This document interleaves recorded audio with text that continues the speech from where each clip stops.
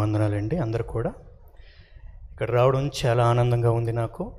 మరి నేను వైజాగ్ నా యొక్క ప్రాంతము. మరి అక్కడి నుంచి దేవుడు నాకు మెదక్ ప్రాంతానికి నడిపించాడు. కొంచెం వాల్యూమ్ పెట్టండి, బేస్ తగ్గించి. హలో, నా గురించి చెప్పాలంటే మరి నేను ఒక సువార్థికుడిగా, ఒక గాయకుడిగా, ఒక సేవకుడిగా, ఒక పాటలు రచయితగా, కంపోజర్గా, ఒక పాటలు సంగీతాన్ని నేర్పించే విధంగా, ఒక పాటలను కాంపిటీషన్స్కి జడ్జిగా కూడా నేను వెళ్ళడం జరిగింది. మీ హైదరాబాద్ పరిసర ప్రాంతాల్లోనే ఒక కార్యక్రమం జడ్జిగా నేను వచ్చాను. చాలా తలాంతుల్లో దేవుడు నన్ను వాడుకున్నాడు. అయితే నేను దేవుని ఎక్కువగా ప్రార్థన చేస్తుండేవాడిని. నాకంటూ ఒక సంఘము, నాకంటూ ఒక సహవాసం ఉండాలని.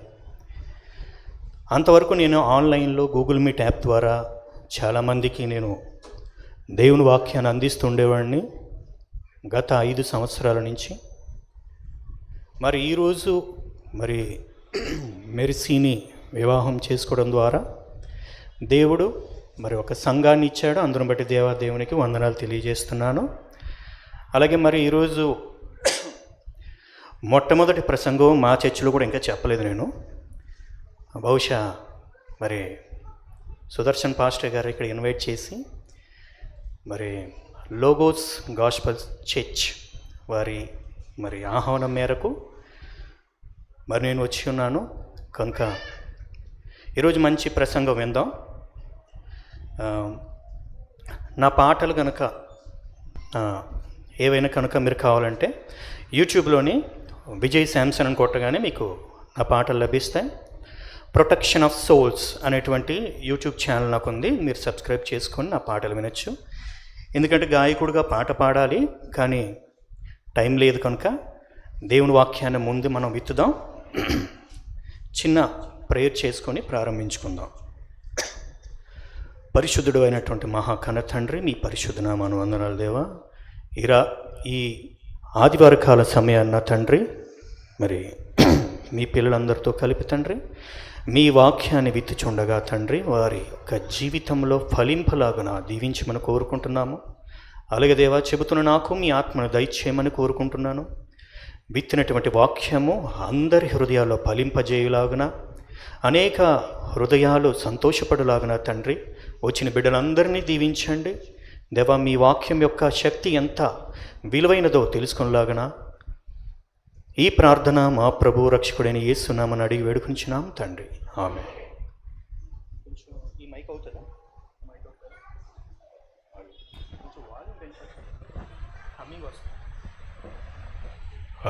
హలో,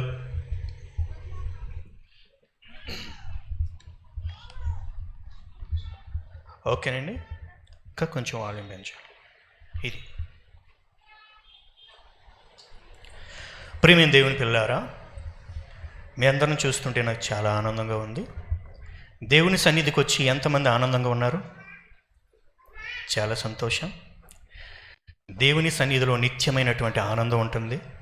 ఎందుకంటే నేను లోకంలో మరి ఎన్నో వెతికాను, ఎక్కడ ఆనందం ఉంటుందని వెతుకుతుంటే దేవుని సన్నిధిలోనే నేను తెలుసుకున్నాను. కనుక మన జీవితంలో ఎన్నో కష్టాలు, నష్టాలు మనం ఎదురవుతూ ఉంటాయి. ఆ నష్టాలన్నీ ఎదుర్కొని నేను వచ్చాను. మీరందరూ కూడా సంతోషంగా ఉన్నా చాలా వరకు అందరిలో చాలా దుఃఖంగా ఉంటుంది. ఈరోజు ఇచ్చినటువంటి మెసేజ్ ద్వారా ఆ దుఃఖం నుంచి మీరు ఆదరణ పొందుతారు. దేవుని మహిమ కలుగునుగాక. ఓకే, ఈరోజు నేను చెప్పబోయేటటువంటి విషయం ఏమిటంటే, చాలామందికి దుఃఖం రాగానే, శోకం రాగానే చాలామంది విశ్వాసం నుంచి తొలగిపోతూ ఉంటారు. అంతే కదండి? దుఃఖం అనేది, బాధ అనేది అందరికీ వస్తుంది. గోల్ చేయకండి అమ్మా పిల్లలు, అందరికీ వస్తుంది. చాలామంది దేవుణ్ణి ఎందుకు నమ్ముతూ ఉంటారంటే ఆనందంలో ఉన్నప్పుడు దేవుణ్ణి నమ్మడం అందరికీ సాధ్యమవుతుంది. కానీ దుఃఖంలో ఉన్నప్పుడు కూడా దేవుణ్ణి నమ్మడం అనేది అది కొంచెం కష్టతరమైనదే. కానీ బైబిల్లో ఉన్నటువంటి భక్తుల ద్వారా నేను కొన్ని విషయాలు మీకు తెలియజేస్తాను. గత 5 సంవత్సరాల క్రితం మీ అందరికీ తెలిసిందే, మరి కరోనా అనేటువంటి వ్యాధి మరి ఎంతలా విజృంభించింది మీ అందరికీ తెలుసు. దానివల్ల ప్రపంచం అంతా కూడా స్తంభించిపోయింది. ప్రభుత్వాలు స్తంభించిపోయాయి, రోడ్లు స్తంభించిపోయాయి, బయట తిరగడానికి కూడా వీలు లేదు. ఒక రకంగా చెప్పాలంటే ఆ కరోనా ద్వారా ఎంతోమంది ప్రాణం పోగొట్టుకున్నా ఆ కరోనా ద్వారా ఎంతోమంది దేవుని దగ్గర కూడా వచ్చారు. నేను కూడా ఆన్లైన్ క్లాసెస్ ప్రారంభించాను. ఎందుకంటే ఏదైనా ఒక సమస్య మన దగ్గరకు వచ్చింది అంటే దాని వెనకాల దేవునికి సంబంధించినటువంటి మర్మమైనటువంటి ఒక విషయం ఉంటుంది. అందరూ వింటున్నారు కదమ్మా, ప్రతి ఒక్కరు కూడా. అయితే ఈ కరోనా సమయంలో ఎంతోమంది ప్రాణాలు పోగొట్టుకున్నారు, మనందరికీ తెలిసిన విషయమే. చాలామంది మన సేవకులు కూడా, దైవజనులు కూడా ప్రాణాలు పోగొట్టుకున్నారు. అయితే ఈ ప్రాణాలు పోగొట్టుకునేసరికి చాలామంది మన క్రిస్టియానిటీని, మన దైవ సేవకులు చనిపోవటం చూసి చాలా వరకు హేళన చేశారు, అపహాస్యం చేశారు. మీరు నిజమైన దేవుని నమ్ముకుంటున్నారు కదా, మీకెందుకు వచ్చింది చావు, మీ పాస్టర్స్ ఎందుకు చనిపోతున్నారు అని చెప్పేసి కూడా చాలామంది ఫేస్బుక్లో, ఈ సోషల్ మీడియాలో కూడా మనం చూడడం జరిగింది. వాటన్నిటికీ నేను ఈరోజు సమాధానం చెప్తాను. ఒక మరణం వచ్చిందంటే అది పాపికి మాత్రమే వస్తుందా? సడన్గా అకస్మాత్తుగా ఒక వ్యక్తి చనిపోయాడు అనుకోండి, అది కేవలం అనీతిమంతుడికి వస్తుందా, నీతిమంతుడికి రాదా అనే కొన్ని విషయాలు ఈరోజు మనం తెలుసుకుందాం. అయితే మా వైజాగ్లో, విశాఖపట్నంలో, గాజువాకలో ఓ పాస్టర్ గారు మంచిగా సేవ చేస్తూ ఉండేవారు. ఆయన సేవ చేస్తూ ఆయనకు ఒక కుమారుడు, ఆయన కూడా బైబిల్ ట్రైనింగ్ అయ్యి బైబిల్ కాలేజ్ చేస్తూ సేవ చేస్తూ ఉన్నాడు. సడన్గా పాస్టర్ గారికి కరోనా అటాక్ అయింది. వెంటనే ఆయన చాలా బాధపడుతూ మరి కరోనా నుంచి బయటికి రావడానికి చాలా ప్రయత్నం చేశారు. ఆ సమయంలో ఆయన నుండి వాళ్ళ యొక్క కుమారుడు కూడా కరోనా వచ్చేసింది. అయితే ఇక్కడ విషయం ఏమిటంటే పాస్టర్ గారు చనిపోలేదు కానీ కుమారుడు చనిపోయాడు. కనుక ఆ పాస్టర్ గారు ఎంతలా రోధించారంటే, నేను ఇంతమందిని దేవుని యొక్క సేవలో నేను నడిపిస్తున్నాను, నాకు ఎటాక్ అయింది, అది నాకొచ్చిన, నేను చచ్చిపోయిన బావును, నా కుమారుడికి ఎందుకు ఇలా జరిగిందని దేవునితో చాలా బాధతో, రోదనతో, వేదనతో ఆయన మరి ఎంతో బాధపడడం జరిగిందండి. మా వైజాగ్లో నిజంగా జరిగినటువంటి సిచ్యువేషన్ ఇది. నన్నైనా తీసుకెళ్ళిపోవచ్చు కదా, ఎందుకు నా కుమారుడిని తీసుకెళ్ళిపోయావు అని చెప్పి దేవునితో ఎంతో బాధతో, వేదనతో అడిగాడు. కొన్ని సందర్భాల్లో మనకు దుఃఖం రాగానే మన ఇంట్లో మన యొక్క విశ్వాసం ఏమవుతుందంటే ఆ బాధ మనకు దేవునితో అట్లా మాట్లాడేలా చేస్తుందన్నమాట. అర్థమవుతుంది కదండి అందరికీ? ఆ వేదన ఎలా ఉంటుందంటే, మన ఇంట్లో ఎవరైనా చనిపోతే కనుక మనం మంచి విశ్వాసుల ఫ్యామిలీ, నీతిమంతుల కుటుంబం, కానీ మన జీవితంలో అలా జరగగానే వెంటనే మన బాధ మనతో ఏం మాట్లాడిస్తుందంటే దేవుని వైపు వ్యతిరేకంగా మాట్లాడేలా చేస్తుంది. అలాగని చెప్పి వాళ్ళు భక్తిహీనులైతే కాదు, తన భక్తిని విడిచి ఆ మాటలైతే అతను మాట్లాడట్లేదు. ఎందుకంటే ఆ బాధతో అతను అలా మాట్లాడుతున్నాడు తప్ప అతను భక్తిహీనుడైతే కాదు. అతను నీతిమంతుడే, కానీ అతను అలా మాట్లాడడానికి గల కారణం ఏంటంటే తన సొంత కుమారుణ్ణి కరోనా టైంలో ప్రాణం పోగొట్టుకోవటం చాలా బాధాకరం. ఇలాంటి సమయంలో ఎవరైనా సరే ఆ మాటలు పలుకుతూ ఉంటారు. అలాగనే ఆయన భక్తిహీనుడు కాదు. అలాగే బైబిల్లో కూడా ఈరోజు చాలామంది కూడా వైజాగ్లో ఒక ఫ్యామిలీలో కొన్ని ప్రాంతాల్లో కరోనా టైంలో ఎంతోమంది దైవజనులు కూడా చనిపోవటం జరిగింది. నాకు తెలిసినంత వరకు భారతదేశంలో ఒక 10,000 మంది దైవజనులు మరి కరోనా టైంలో చనిపోయారని నాకు వచ్చిన ఇన్ఫర్మేషన్. దీన్ని చూసినటువంటి అన్యజనులు వాళ్ళు కూడా చనిపోయారు. మరి చాలామంది అంటూ ఉంటారు, మీ దేవుడు నీతిమంతులను ఎన్నడూ విడువడు కదా, ఏ ఆపద నుండి అయినా సరే ఆయన కాపాడుతాడు కదా. ఇప్పుడు ఇంతమంది చనిపోతున్నారంటే వాళ్ళు కూడా మరి అనీతిమంతులనా అని చెప్పేసి చాలామంది హేతువాదులు ప్రశ్నించడం జరిగింది.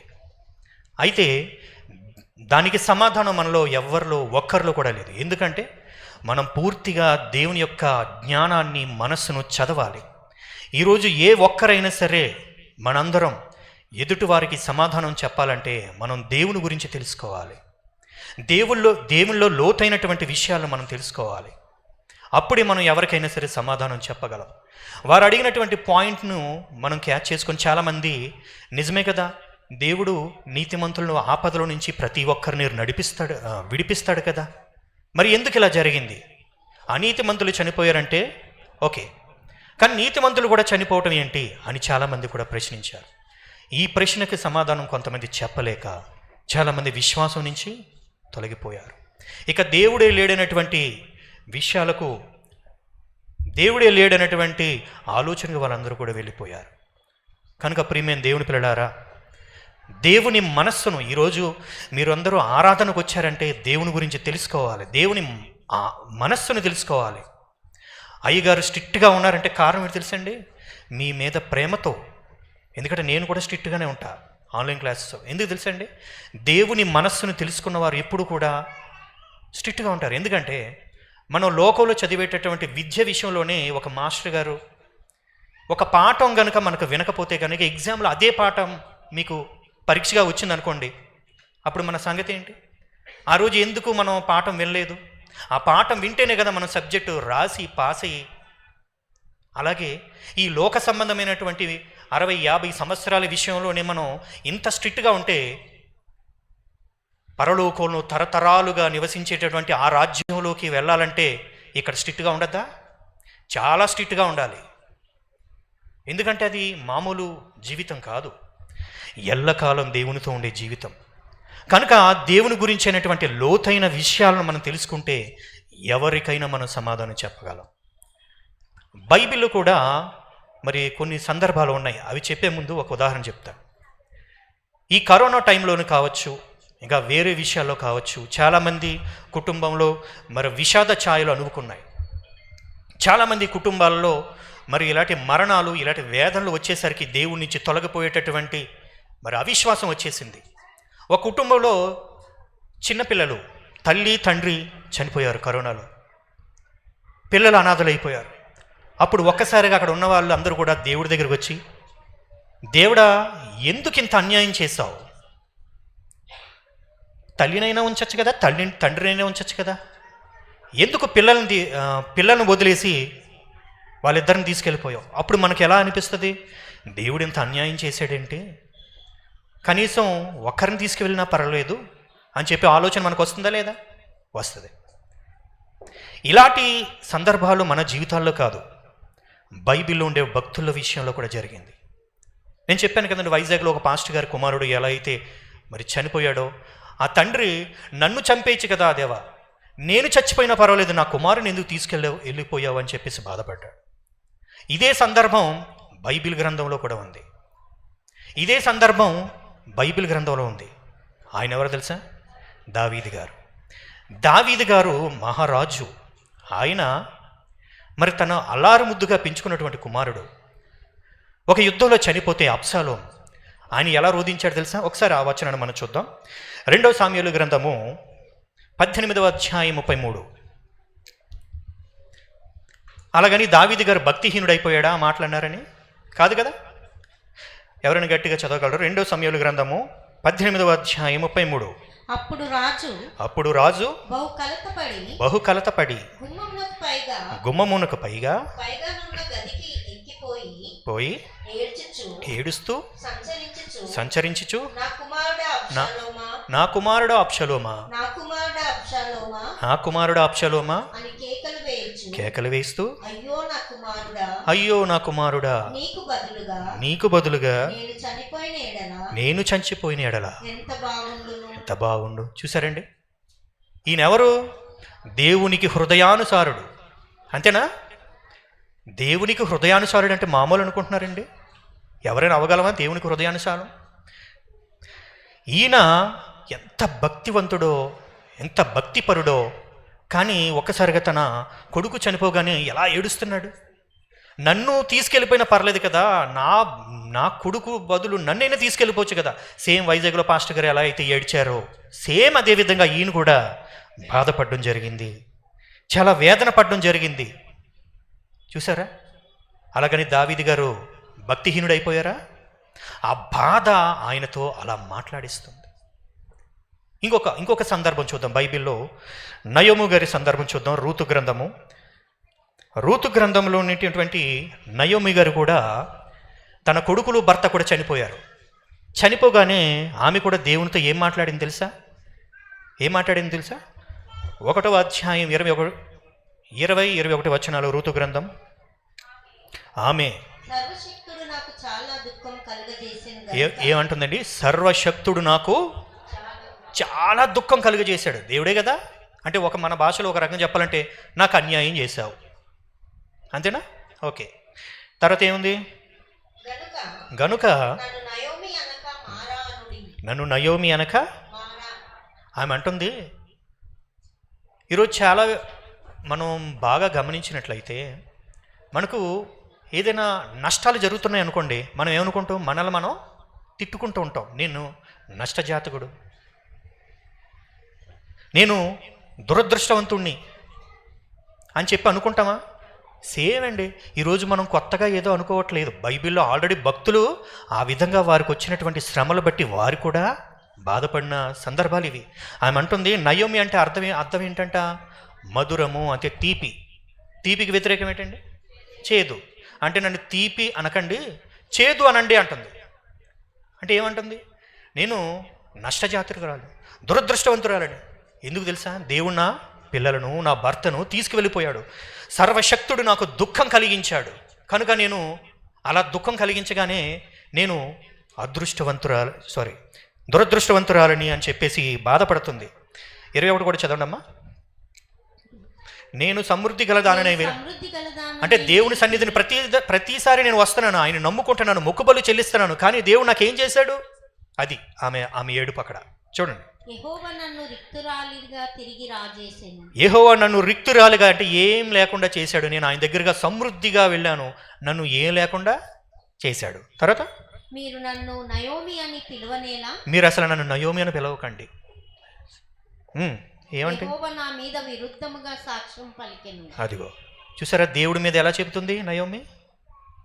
యెహోవా నా మీద విరుద్ధంగా సాక్ష్యం పలికాడు. దేవుడి అంతవరకు భక్తిపరురాలుగా వెళ్ళింది. ఒక్కసారిగా ఇంట్లో దుఃఖం జరిగింది. ఒక్కసారిగా ఆమె విశ్వాసం ఏమైపోయింది? దేవుని మీదకి వ్యతిరేకమైపోయింది. సర్వశక్తుడు నన్ను బాధపరిచాడు అని చెప్పి బాధపడింది. చూసారా ప్రేమైన దేవుని పిల్లారా? బైబిల్లో కూడా చాలా సందర్భాలు ఉన్నాయండి. ఇప్పుడు మనకు వచ్చినటువంటి బాధలను చూసి మనం ఏదో కంగారు పడిపోయి దేవుని వదిలిపెట్టేస్తున్నాం. అంతకంటే బాధలు, శ్రమలు బైబిల్లో ఉన్నటువంటి భక్తులు అనుభవించారు. వారు గెలిచారు. ఆ బాధ నుంచి దేవుణ్ణి ఎలాగా నమ్మారో ఈరోజు చూస్తారు మీరు. అలాగే మరొక భక్తుడిని చూద్దాం. యోబు గారి కోసం మీ అందరికీ తెలుసు. దావీదు గారు ఒక కొడుకును పోగొట్టుకున్నాడు. నయోమి గారు ఒక 2 కొడుకుల్ని భర్తను పోగొట్టుకున్నారు. యోబు అయితే సర్వం కోల్పోయాడు. మరి ఈయన బాధ ఎవరు చెప్పుకోవాలి చెప్పండి? ఆమె ఒకలాగంటే ఈయన ఎన్ని తిట్టుకోవాలి దేవుణ్ణి? కానీ యోబు గారు ఒక్కసారి కూడా తన నాలుకతో దేవుణ్ణి ఒక మాట కూడా నిందించలేదు. ఒకసారి ఆయన కూడా ఆ బాధలో కొన్ని విషయాలు అంటే మనం ఎంత భక్తులమైనా సరే ఒక బాధ మన ఇంట్లోకి వచ్చేసరికి ఏదో కాస్త ఒక నెగిటివిటీగా దేవుడితో మాట్లాడటం. కానీ ఈయన దేవుని గురించి చెప్పలేదు, కానీ ఈయన కూడా ఈయనే తిట్టుకున్నాడు, దూషించుకున్నాడు. ఇప్పుడు నయోమి గారు ఎలా అయితే తాను నన్ను నయోమి అనకండి మారా అనండి అని ఎలాగైతే అనుకున్నాడు, ఈయన కూడా తన బాధ బరువు ఎంత ఉందో చెప్పుకుంటున్నాడు. చూడండి, యోబు గ్రంథం 6వ అధ్యాయం 2-3 వచనాలు ఒకసారి చదవండి. యోబు గ్రంథము 6వ అధ్యాయం 2-3 వచనాలు. నా దుఃఖము, యోబు చెబుతున్నారు, నా దుఃఖము చక్కగా తూచబడును గాక. నా దుఃఖం ఒకవేళ కొలత వేస్తే ఎలా ఉంటుందో చెప్తున్నారు. చూడండి, దాన్ని సరిచూచుటకై నాకు వచ్చిన ఆపద త్రాసులో పెట్టబడును గాక. అలా చేస్తే నా విపత్తు సముద్రముల ఇసుక కన్నా బరువుగా కనబడును. చూసారా, యోబు గారు ఏమంటున్నారంటే తనకు వచ్చినటువంటి బాధ, చాలామంది అంటారు ఏంట్రా నీ బాధ అంటే, నా బాధ నేను చెప్పుకోలేనురా అంటారు చాలామంది. నా బాధ నీకు చెప్పుకున్న నీకు అర్థం కాదు అంటుంటారా. అలాగే యోబు ఏమంటున్నాడంటే తన బాధ ఒక తూకంలో సరితూగితే కనుక ఎలాంటి దేంతో పోలుస్తున్నాడు, సముద్రాల ఇసుక కన్నా బరువు. సముద్రాల ఇసుక అంటే మొత్తం సముద్రాలు, ప్రపంచంలో ఉన్నటువంటి సముద్రాలన్నీ కలిపి ఆ ఇసుక మోస్తే ఎంత బరువు ఉంటుందో అలా ఉంటుందని చెప్పేసి బాధపడుతున్నాడండి. అక్కడ ఇసుక కన్నా బరువుగా కనబడదు. అందువలన నేను నిరర్ధకమైన మాటలు పలుకుతున్నాను అన్నాడు. చూడండి అక్కడ కింద. అంటే ఆయనకి తెలుసు నేను ఒక రకంగా బాగా మాట్లాడట్లేదు, నా మాటలు నిరర్ధకమైనవి, ఒక అర్థం లేని మాటలు నేను మాట్లాడుతున్నాను. ఎందుకంటే ఆ పెయిన్ నాతో అలా మాట్లాడిస్తుంది. ప్రియమైన దేవుని పిల్లలారా, ఈరోజు ప్రతి ఒక్కరి జీవితంలో దుఃఖం అనేది వస్తుంది అండి. ఆ దుఃఖం మన చేత అలా మాట్లాడిస్తుంది తప్ప మనం ఏదో భక్తిహీనులం, మనం అనీతిమంతులం అనేది కాదు. ఎందుకంటే అందుకే ఈరోజు చాలామంది కూడా ఏమంటారు, మీ దేవుడు ఆపదలో నిన్ను కాపాడుతాడు కదా, ఎందుకు కాపాడలేడు అని అడుగుతుంటారు. ఇక్కడ మనం తెలుసుకోవాల్సినటువంటి విషయం ఏమిటంటే, దేవుని యొక్క మనస్సు మనం ఎరగాలి ముందుగా. ఈ లోకంలో ఒక జననమైన మరణమైనా సరే దేవునికి తెలియకుండా జరగదు. ఒక మనిషిని పుట్టించాలన్నా దేవుని ఇష్టం చేతే జరుగుతుంది. ఒక మనిషిని తీసుకువెళ్ళిపోవాలన్నా దేవుని ఇష్టంతోనే జరుగుతుంది. దానికి ఒక కారణాలు ఉంటాయి. ఈరోజు నీతిమంతులు వెళ్ళిపోతున్నారు, ఈరోజు చాలామంది వెళ్ళిపోయారంటే దానికి ఒక రీజన్ ఉంది. అది ఎలా చనిపోయినా కావచ్చు, ఏ రకంగా చనిపోయినా కావచ్చు. మనం బైబిల్ తెలియకుండా, దేవుని జ్ఞానాన్ని తెలియకుండా ఎవరైనా సరే ఆ ప్రశ్నలు మనకు అడిగారు అనుకోండి, వెంటనే మనం తెల్లమొహం వేస్తాం. అవును నిజమే కదా అని చెప్పి విశ్వాసం నుంచి మనం తొలగిపోయే ప్రమాదాలు ఉన్నాయి. దేవుడు ఎందుకు తెలుసా కొంతమంది నీతిమంతులు తీసుకెళ్ళిపోతాడు? బైబిల్లో ఉంది. వాళ్ళు అనీతిమంతులని కాదు. దానియేలు గ్రంథం చూద్దాం. దానియేలు గ్రంథం 11వ అధ్యాయం 35వ వచనంలో దానియేలు ప్రవక్త ద్వారా దేవుడు పలికించాడు. ఎందుకు తీసుకెళ్ళిపోతాడు? దానియేలు గ్రంథం 11వ అధ్యాయం 35. నిర్ణయకాలం ఇంకా రాలేదు గనుక అంత్యకాలం వరకు జనులను పరిశీలించుటకును పవిత్రపరచుటకును బుద్ధిమంతులలో కొందరు కూలుదురు. అదిగో ఏముందండి అక్కడ. ఇది ఎందుకు కూలుతారంట? కొంతమందిని టెస్ట్ చేయాలంటే నీతిమంతులు అడ్డుగా ఉన్నారు. అర్థమైందా? కొంతమందిని దేవుడు పరీక్ష చేయాలంటే, ఇదిగోండి నేను ఈ సంఘ సభ్యుడు అనుకోండి, మా మావయ్య గారు పాస్టర్, మా మావయ్య గారు బాగా వాక్యం చెప్తున్నారు, నేను మా మావయ్య గారు చెప్తున్నారు కదా అని చెప్పేసి నేను వాక్యం చదవడం మానేస్తా, పాటలు పాడడం మానేస్తా. అన్నిటికీ మా పాస్టర్ గారు ఉన్నారు కదా అని చెప్పేసి నేనేం చేస్తాను, ఒక రకంగా నా యొక్క ఎదగాల్సినటువంటి స్టేజ్ని ఆపేసుకుంటా. ఇవి నేను కూడా చేశాను జీవితంలో. ఒక దైవజనులు మన దగ్గర ఉన్నటువంటి, అందుకే దేవుడు ఏం చేస్తాడంటే కొంతమందిని మార్చడం కోసం, జనాన్ని పరిశీలించి కొంతమందిని మార్చడం కోసం నీతిమంతుణ్ణి దేవుడు తీసుకుపోతాడు. మీకు అర్థమైందా? అర్థమవుతుందండి? మనకేమనిపిస్తుంది? నీతిమంతుడు చనిపోగానే మనకేమనిపిస్తుంది? దేవుడు తీసుకెళ్ళిపోయాడు. దేవుని యొక్క మరి కార్యాలు మనకు అర్థం కావేండి. మనం ఏమనుకుంటే ఒక వ్యక్తి చనిపోగానే అయ్యో చనిపోయాడు, అయ్యో దేవుడు తీసుకువెళ్ళిపోయాడని మనం మాట్లాడుకుంటాం. కొంతమందిని దేవుడు ఎందుకు తీసుకువెళ్తాడు తెలుసా? మిగతా వాళ్ళని మార్చడానికి, మిగతా వాళ్ళని పరిశీలించి మార్చడానికి కొంతమంది నీతిమంతులను దేవుడు తీసుకుపోతాడు. ఆ కార్యమే మన కరోనాలో జరిగింది, కొన్ని ప్రాంతాల్లో జరిగింది, ఇప్పటికీ జరుగుతున్నాయి. కాకినాడ పట్టణంలో ఒక సేవకుడికి 2 కుమారులు చనిపోయారు. మీ అందరికీ వినే ఉంటారు ఆ న్యూస్, కొన్ని నెలలుగా వచ్చింది. అతను అవిశ్వాసంగా మాట్లాడుకుంటే నా 2 కుమారులని పరలోక, వాళ్ళిద్దరు కూడా మంచి ఏమంటారు ప్యాట్స్ ప్లేయర్స్ అంట, సింగర్స్ అంట. ఆయన సాక్ష్యం ఇస్తున్నాడండి. ఆ టైంలో మనమైతే కృంగిపోతాం. 2 తీసుకెళ్ళిపోయాడు దేవుడు. ఒక నదిలో మునిగిపోయి చనిపోయారు. ఆయన సాక్ష్యం ఇస్తే ఏమన్నారు తెలుసండి? నా కుమారులు 2 కూడా పరలోకంలో మరి దేవుని రాజ్యంలో ఒక ప్లేసు ఆరాధించడానికి ఖాళీగా ఉందేమో, అందుకే దేవుడు తీసుకెళ్ళిపోయాం అని అన్నాడండి. నిజంగా ఆయన విశ్వాసానికి నాకైతే కన్నీరు వచ్చేసింది. ఈరోజు ఎవరైనా ఏమంటారు? వెంటనే ఏమంటారు? దేవుడు ఎంత అన్యాయం చేసాడేంటి? మన విశ్వాసానికి పరీక్ష అండి. అబ్రహాం గారికి ఎలా జరిగింది తెలుసు కదండి. మన విశ్వాసానికి పరీక్ష తట్టుకోవాలి. అందుకు దేవుడు నిర్ణయ కాలము రాకముందే దేవుడు బుద్ధిమంతులలో జనులను పరిశీలించి ఏం చేయాలంట? పవిత్రపరచాలి వారిని. వాళ్ళు ఇంకా రావాలి, వాళ్ళు ఇంకా చెప్పాలి. ఇంకా వీళ్ళ స్టేజ్ అయిపోయింది. వీళ్ళ స్టేజ్ అయిపోయిన తర్వాత వాళ్ళు ఇంకా రావాలన్నప్పుడు దేవుడు ఏం చేస్తాడు? ఉన్న నీతిమంతుని దేవుడు తీసుకెళ్ళిపోతాడు. మీ అందరికి అర్థమవుతుందండి? అలాగే చాలామంది అనుకుంటుంటారు, అన్యజనులు కూడా ఇలాగే చచ్చిపోతుంటారు కదా, నీతిమంతులు చచ్చిపోతున్నారు, అన్యజనులు చచ్చిపోతున్నారు అంటే, అవును, అన్యజనుడు యాక్సిడెంట్లో చనిపోతాడు, నీతిమంతుడు కూడా చనిపోతాడు. అన్యజనుడు ప్రమాదంలో మరణిస్తాడు, నీతిమంతుడు కూడా ప్రమాదంలో మరణిస్తాడు. ఒక మరణం నీతిమంతుడికి ఇలాగే ఉండాలని ఏమో రూల్ ఉందా బైబిల్లో? అది దేవుని ఇష్టం. ఒక మరణం దేవుడు తీసుకువెళ్ళిపోవాలంటే అది ఆయన ఇష్టం.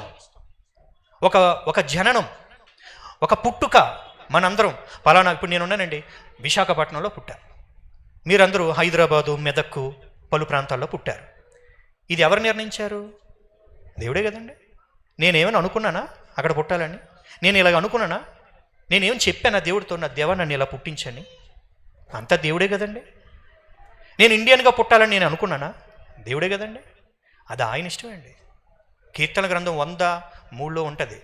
మనందరం కూడా దేవుడు ఆయనే పుట్టిస్తున్నాడు. మనం ఆయన మేపు గొర్రెలు మన బైబిల్లో ఉంటుంది. కనుక అన్యజనులకు ఎలా అయితే మరణం ఉంటుందో నీతిమంతుడు కూడా అలాగే ఉంటుంది. స్పెషల్ అయితే ఏం లేదు, కాకపోతే నీతిమంతుడికి ఇంకా ఘోరంగా ఉంటుంది. చూడండి ఒకసారి ఈ విషయం తెలుసుకున్నటువంటి ప్రసంగి గారు, సొలొమోను గారు 8వ అధ్యాయం 14 ప్రసంగి గ్రంథం ముగించేస్తాను తొందరగా. ప్రసంగి గ్రంథం 8వ అధ్యాయం 14 వచనంలో ఒక మాట ఉంటుంది చూడండి.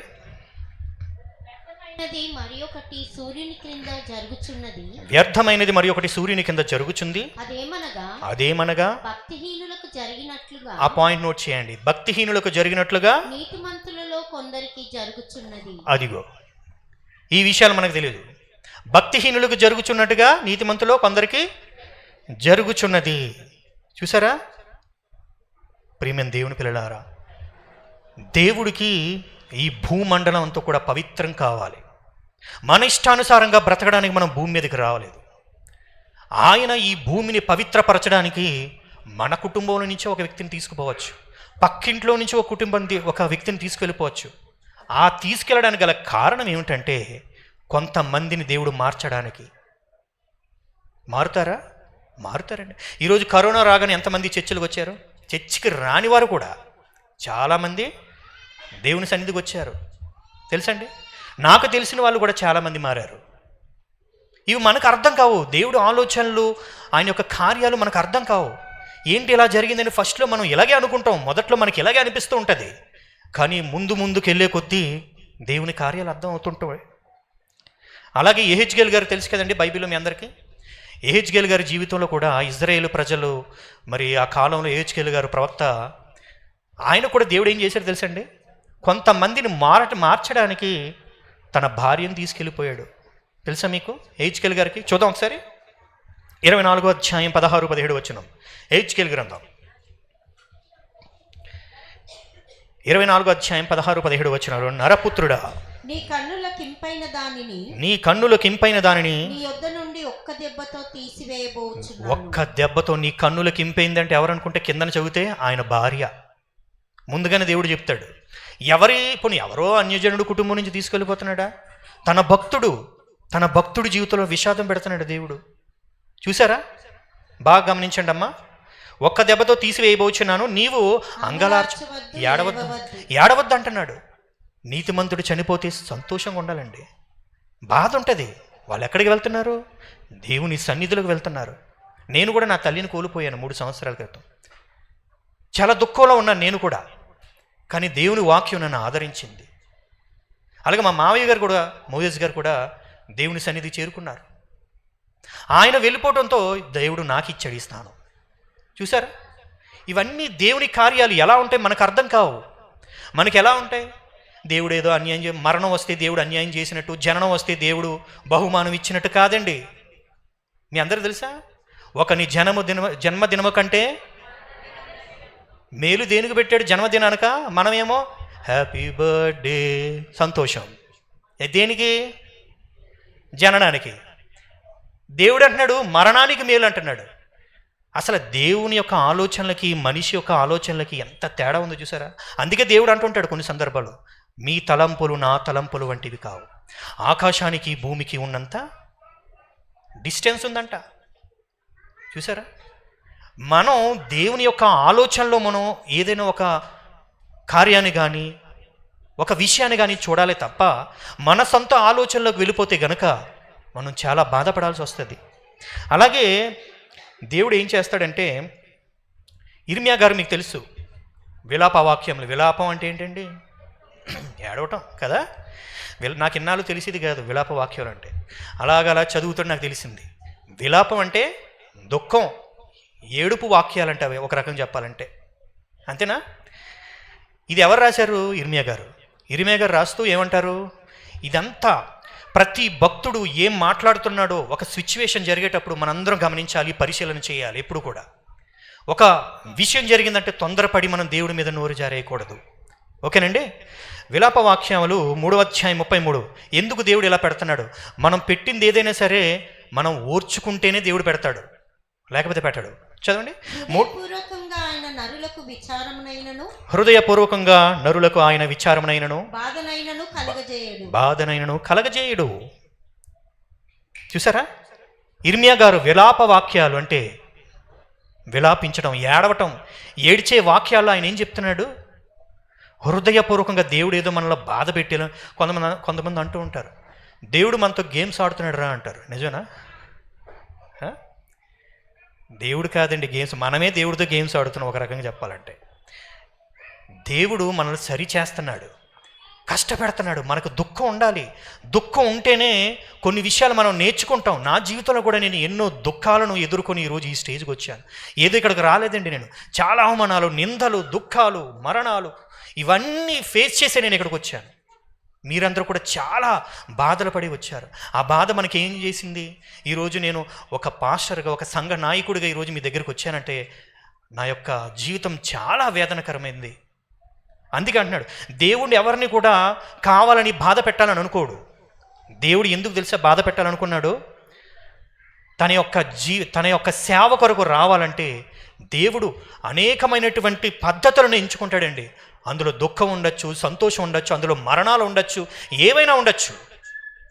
తన యొద్దకు రప్పించుకోవడంలో దేవుడు రకరకాల పద్ధతులు అమలు చేస్తాడు. అది మనిషికి అర్థం కాదు. ఇది ఎందుకు ఇలా జరిగింది అని మనం ఆలోచించుకొని దేవుని సన్నిధికి రాకపోతే గనక, అన్యజనులు గనక ఎవరైతే దేవుని సన్నిధికి రారో వాళ్ళకి ఈ విషయాలు అర్థం కావు.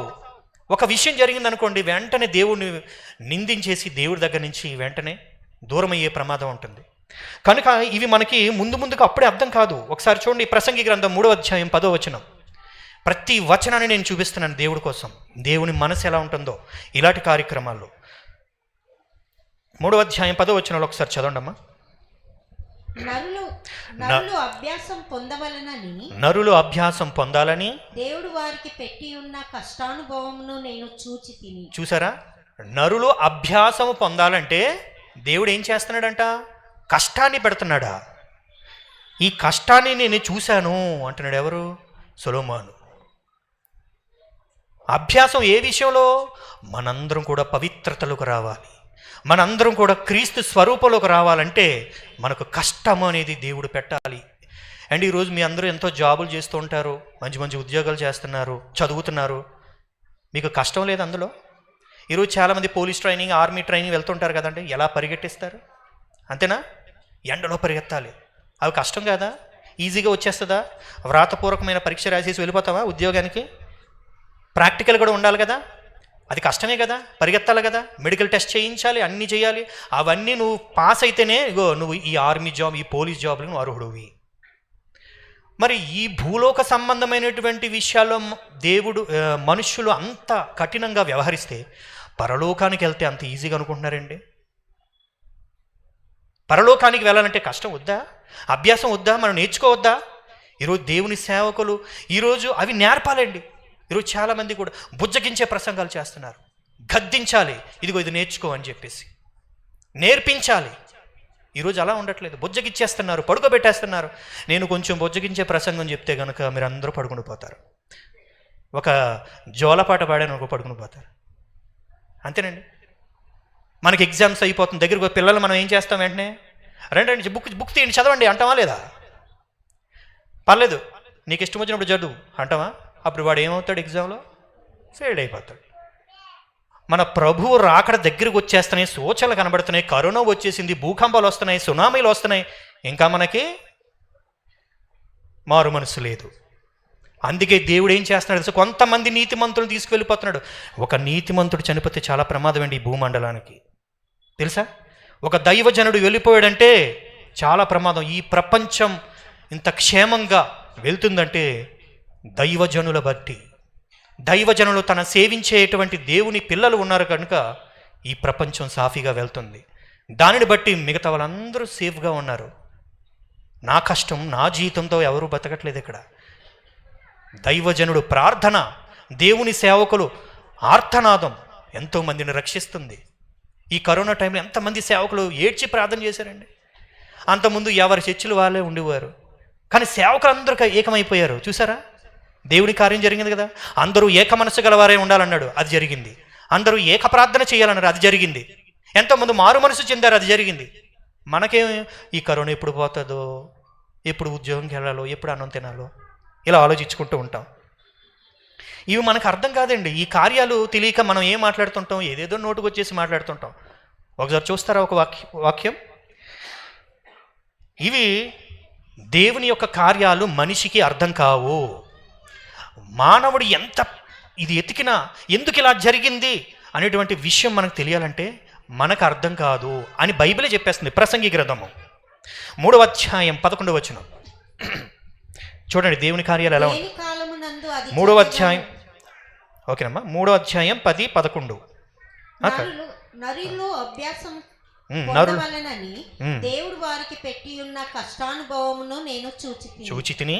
దేని కాలమునందు అది చక్కగా నుండునట్లు సమస్తమును ఆయన నియమించి ఉన్నాడు. ఆయన శాశ్వత కాల జ్ఞానమును నరుల హృదయమందు ఉంచి ఉన్నాడు గాని దేవుడు చేయి క్రియలను పరిశీలనగా తెలుసుకొనుటకు అది చాలదు. అది ఈ రోజు ఎందుకు తెలుసా మనకు అర్థం అవ్వట్లేదు? దేవుని జ్ఞానం అంట శాశ్వతమైనదంట, మనది పరిమితి. బైబిల్లో ఉంటుంది. మనకెంత, ఈ బుర్రలో ఎంత ఉంటుంది అంతవరకే. దీనికి ఒక స్టోరేజ్ ఉంటుంది. ప్రతి మొబైల్కి ఒక స్టోరేజ్ ఉంటుంది కదండి, 10 GB, 8 GB, 6 GB. దానికంటే ఎక్కువ వెళ్తే కరెక్ట్ అయిపోతుంది కార్డు. అలాగే మనిషి దేవుని యొక్క అనంతమైనటువంటి జ్ఞానాన్ని తెలుసుకోవాలంటే మనిషికి అర్థం కాదని బైబిల్ చెప్పేస్తుంది. ఇక్కడ అదే చెబుతుంది అనమాట. దేని కాలంలో ఏది జరగాలో అది చక్కగా ఉండునట్లు సమస్తమును ఆయన నియమిస్తున్నాడు. ప్రతిదీ కూడా ఆయన పరిపాలిస్తున్నాడు, రూలింగ్ చేస్తున్నాడు. ఆయన ఏం చేస్తాడు? ఆయన శాశ్వత కాల జ్ఞానం. దేవుని జ్ఞానం అంట ఏంటంటే అండి, అన్లిమిటెడ్ నాలెడ్జ్ అయింది. మనది లిమిటెడ్, అంతేనా? దేవునిది శాశ్వతమైన. ఆయన ఎందుకు పుట్టిస్తాడు? ఎందుకు ఇక్కడే ఇండియన్గా ఎందుకు పుట్టించాడు? అమెరికన్గా పుట్టించవచ్చు కదా, ఆస్ట్రేలియాలో పుట్టించవచ్చు కదా, ఏదో సినిమా ఇండస్ట్రీలో పుట్టించవచ్చు కదా అని కూడా అనిపిస్తూ ఉంటుంది మనందరూ కూడా. చూసారా? ఆయన జ్ఞానం ఎవరు కదా. ఈరోజు దేవుని గ్రంథాన్ని, దేవుని రాజ్యాన్ని తెలుసుకునే భాగ్యం మనందరికీ చెల్లింది. దేవునికి మహిమ కలుగును గాక. చూసారా? లోకంలో ఉండే సెలబ్రిటీస్ దొరకలేదు, లోకంలో ఉండే డబ్బున్నోళ్ళు దొరకలేదు, కానీ లోకంలో ఆయన కోసం బ్రతుకుతున్న మనకు దొరికింది. చూసారా? ఆయన ఏమంటాడు? ఆయన శాశ్వత కాల జ్ఞానాన్ని నరుల హృదయం నుంచి ఉన్నాడు. దేవుడు చేసే క్రియలను పరిశీలనగా తెలుసుకున్నట్టుకై అది చాలదు. ఏంటి, మన మైండ్ సరిపోదంట. ఈ విషయం తెలిసినటువంటి పౌలు ఏమన్నాడు తెలుసండి? దేవుని కార్యాలను ఆయన ఆలోచించి పౌలు ఏమన్నాడు తెలుసండి? రోమాపత్రిక 11వ అధ్యాయం 33 ముగించేస్తాను. రోమాపత్రిక 11వ అధ్యాయం 33 ఆయన ఎలా పొగుడుతాడు తెలుసండి దేవుణ్ణి? రోమి పత్రిక 11వ అధ్యాయం 33 త్వరగా. ఆహా, దేవుని బుద్ధి జ్ఞానముల బాహుల్యము ఎంతో గంభీరం. ఆయన తీర్పులు శోధింపనెంతో అశక్యములు. చూసారా? ఈ నాలెడ్జ్ను కనుగొన్నటువంటి పౌలు దేవుణ్ణి ఏమంటున్నాడు? ఆహా. ఆహా అని ఎప్పుడంటాం మనం? ఎంత అద్భుతంగా, ఎంత వండర్గా ఉంటాయో దేవుని కార్యాలు చూసి ఏమంటున్నాడు, దేవుని బుద్ధి, జ్ఞానము, బాహుల్యము ఎంతో గంభీరం, ఆయన మార్గములు అగమ్యములు. చూసారండి, ఆయన పొగుడుతున్నాడు దేవుడికి. దేవుడు ఇక్కడ ఏం జరిగిందంటే, మనుష్యులు ఎంత ప్రయత్నించ కనుగొనలేరండి. ఎందుకు ఇలా జరుగుతుంది అని ఏ ఒక్కరూ కనుక్కోలేరు. దానికి ఒక రీజన్ ఉంటుంది, అది దేవుడికి మాత్రమే తెలుస్తుంది, మనిషికి ఒక వ్యక్తిని దేవుడు తీసుకున్నాడంటే దేవునికి ఒక రీజన్ ఉంటుంది, ఒక వ్యక్తిని దేవుడు ఉంచాడంటే దానికి ఒక రీజన్ ఉంటుంది. అర్థమైందండి? కనుక ప్రియమైన దేవుని పిల్లలారా, ఇది మనకి ఎప్పుడు అర్థం అవుతుంది అంటే, రాను రాను రాను రాను రాను రాను కొన్ని రోజులు అయిన తర్వాత మనకు అర్థం అవుతుంది. వెంటనే అర్థం అవదు, వెంటనే మనకి అర్థం కాదు. ఎందుకు యోబుకి అంత పరీక్ష దేవుడు పెట్టాడు? ఎందుకు నయోమ గారికి అంత దుఃఖం పెట్టాడు? ఎందుకు దావీదు గారికి అంత దుఃఖం పెట్టాడు? ఎందుకు ఇప్పుడు మన జీవితాల్లో అంత దుఃఖం వస్తుంది అనే విషయాలు మనకి ఇప్పుడు అర్థం కావు, తర్వాత తెలుసుకుంటాం. అలాగా యోబు తెలుసుకున్నాడు. చూద్దాం, యోబు గ్రంథం 42వ అధ్యాయం 2వ వచనం. యోబు గ్రంథము 42వ అధ్యాయం 2వ వచనం చదవండి. నీవు సమస్త క్రియలను చేయగలవనియు నీవు ఉద్దేశించినది ఏది నిష్ఫలం కానేరదనియు నేను ఇప్పుడు తెలుసుకుంటుని. అదిగో ఎప్పుడు చెప్పాడండి ఆ మాట? అన్ని ఓపిక పట్టాడు. ఒక పక్క భార్య వచ్చేసి, దేవుని వదిలేచ్చు కదా నువ్వు, ఒక పక్క పిల్లలు పోయారు, కుమారులు పోయారు, ఆస్తులు పోయాయి, అన్నీ పోయావు, వెంటనే సాతాను భార్యలో దూరిపోయింది, ఏమంది, నువ్వు కూడా దేవుని దూషించిపో అన్నది. కానీ ఆయన ఏం చేశాడు? పట్టుకొని ఉన్నాడు దేవుణ్ణి. ఆఖరికి ఆయన ఆన్సర్ని దేవుడు తెలుసుకున్నాడు. ఏం తెలుసుకున్నాడు? నేను ఇప్పుడు తెలుసుకున్నాను, నువ్వు ఉద్దేశించిన ఏ కార్యమైనా, ఒక మరణమైనా, జననమైనా సరే, ఏదైనా సరే, అది నిష్ఫలితం కాదు అని దేవుని గురించి తెలుసుకున్నాడు యోబు గారు. ప్రియమైన దేవుని పిల్లలారా, అలాగే నయోమి గారు కూడా తెలుసుకున్నారు. నయోమి గారు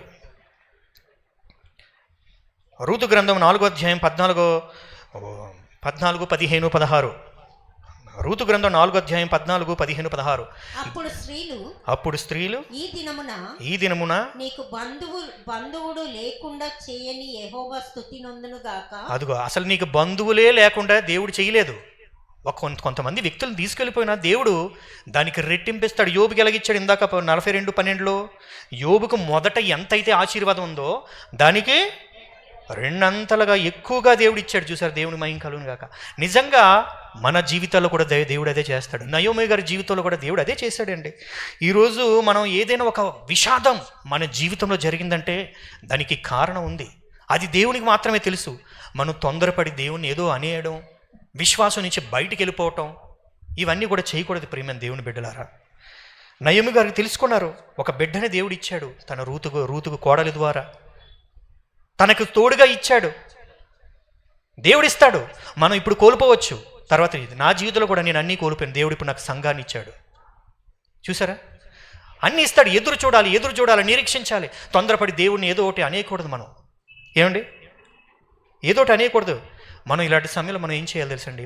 ప్రార్థన. మనం ఏడుస్తున్నాం, మనకి ఆదరణ కావాలి, ఓదార్పు కావాలి.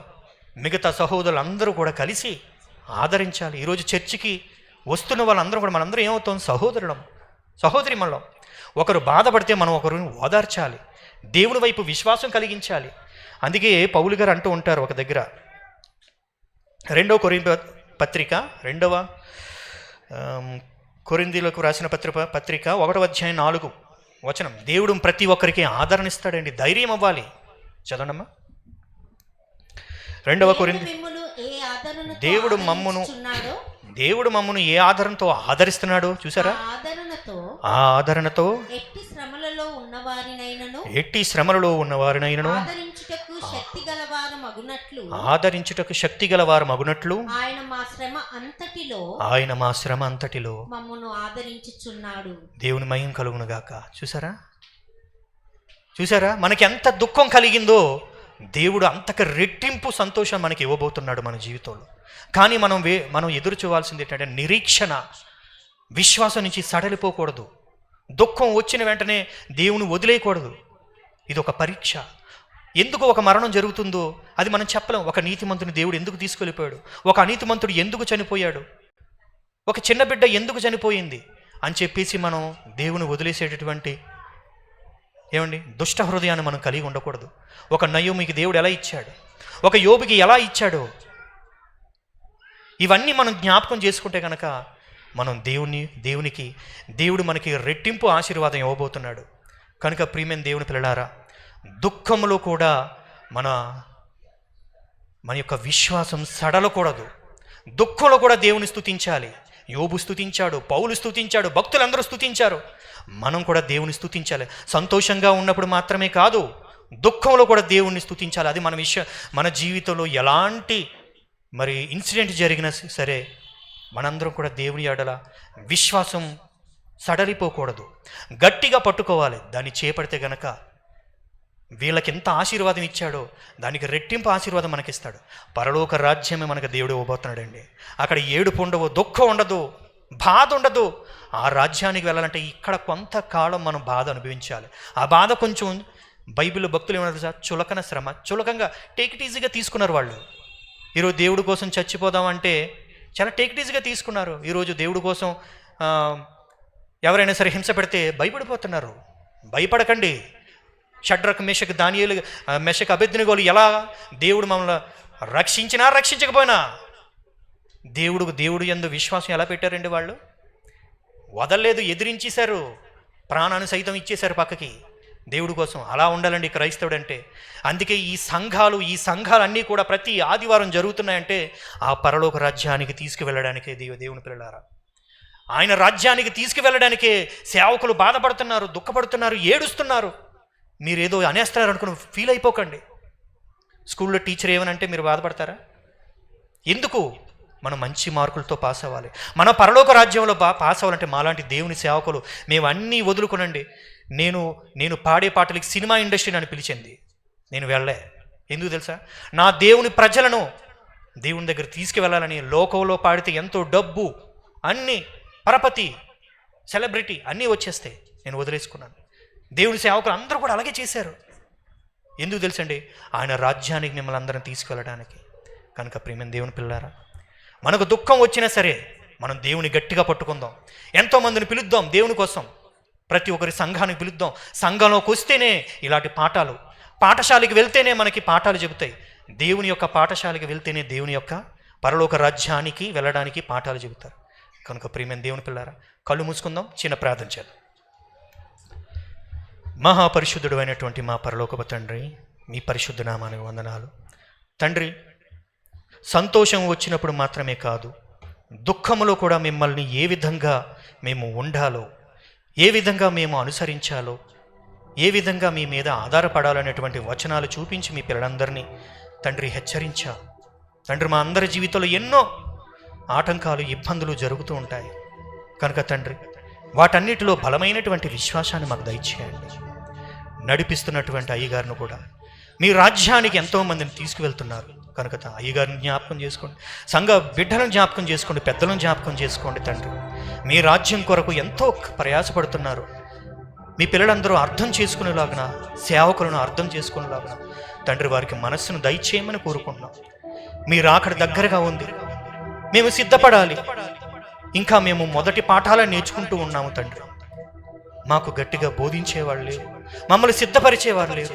కనుక తండ్రి, సిద్ధపరిచే బోధకులుగా మా మధ్య మీరు ఉంచినందుకు మీకు వందనాలు తండ్రి. మా విశ్వాసం కడవరకు తొదముట్టించలాగిన తండ్రి, మా యొక్క విశ్వాసాన్ని, నిరీక్షణని మీ ఆత్మ ద్వారా కాపాడండి. మీ పరిశుద్ధాత్మతో మాకు ఆదరణ ఇవ్వండి, ఓర్పునివ్వండి, శాంతినివ్వండి. ఎవరు నిరుత్సాహపడకుండా పరలోక రాజ్యం మాకు ఉంది కదా అనే ఆశతో మేము బతుకులాగిన మా అందరికి దీవించండి, జ్ఞానం ఇవ్వండి, బుద్ధిని దయచేయండి, ఓదార్పుని దయచేయండి. ఈ ఆదివారం ఇచ్చినటువంటి వర్తమానంలో నన్ను వాడుకున్న విధానం బట్టి వందనాలు. మీ పిల్లలందరూ కూడా తండ్రి చక్కని వర్తమానం అంది వారందరూ కూడా తండ్రి మరి ఎంతో బలపడ్డారు ఆత్మీయంగా నేను భావిస్తున్నాను. కనుక తండ్రి, ఈ సంఘాన్ని జ్ఞాపకం చేసుకోండి, సుదర్శన్ పాస్టర్ గారిని జ్ఞాపకం చేసుకోండి, ఎంతోమంది ఈ సంఘానికి వచ్చేలాగిన జ్ఞాపకం చేసుకోండి. ఇంకా అనేకమైనటువంటి మీ రాజ్యానికి వెళ్ళే పాఠాలు ఇక్కడ బోధింపబడాలి, అనేక ఆత్మలు రక్షించబడాలి. దైవజనులను దీవించండి, వారి ఫ్యామిలీని దీవించండి, సంఘాన్ని అభివృద్ధి పరచండి. మీ రాజ్య విస్తరణ కొరకు సంఘం ఎంతో పాటుపడలాగా సహాయం దయచేయండి. ఈ ప్రార్థన త్వరగా రానున్న మా ప్రభు రక్షకుడే యేసయ్య నామమున అడిగి వేడుకొనిచున్నాం భగవంతుడు. ఆమేన్. Thank you.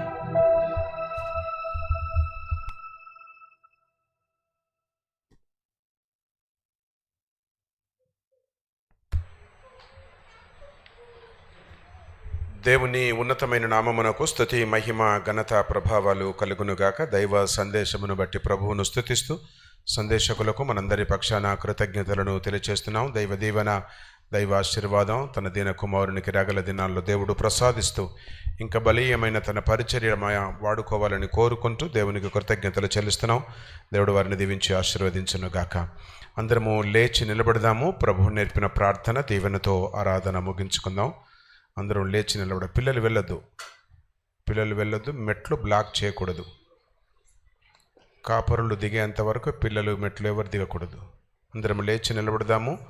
ప్రభువు నేర్పిన ప్రార్థన దీవెనతో ఆరాధనను ముగించుకుందాం. పరలోకమందున్న మా తండ్రి, నీ నామం పరిశుద్ధపరచబడును గాక, నీ రాజ్యం మాకు వచ్చును గాక, నీ చిత్తం పరలోకమందు ఎలాగో అలాగే భూమి యందు నెరవేరును గాక. మాకు కావలసిన ఆహారం నేడు మాకు దయచేయి. మరణస్థులను క్షమించిన ప్రకారము మనం క్షమించు. మమ్మల్ని శోధనలు తేక దుష్టుని తప్పించు.